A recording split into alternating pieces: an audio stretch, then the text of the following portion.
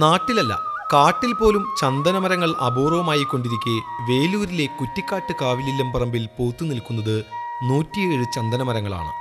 7 വർഷം പ്രായമെത്തിയ ചന്ദനമരങ്ങൾ. കൗതുകത്തിനും മോഹിച്ചും ഒന്നോ രണ്ടോ ചന്ദനത്തൈകൾ പലരും തൊടിയിൽ വയ്ക്കാറുണ്ടെങ്കിലും പരിചരണക്കുറവ് കൊണ്ടും അനുയോജ്യമല്ലാത്ത കാലാവസ്ഥ മൂലവും ഇവ വേര് പിടിക്കാറില്ല.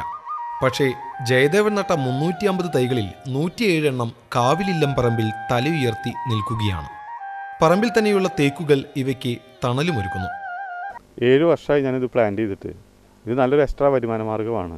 ഫോറസ്റ്റിൽ നിന്ന് ആൾക്കാർ വന്നിട്ട് നോക്കി അവർ കുഴപ്പമില്ല എന്ന് പറഞ്ഞു. ഫോറസ്റ്റിന് ഇത് കൃഷി ചെയ്ത് കഴിഞ്ഞാൽ 70% നമുക്ക് 30% ഫോറസ്റ്റിനാണ്. അതുകൊണ്ട് ആർക്ക് വേണമെങ്കിലും ഇത് കൃഷി ചെയ്യാവുന്നതാണ്. ചന്ദനമരങ്ങൾക്ക് കീഴെ ഉങ്ങും നട്ടിട്ടുണ്ട്.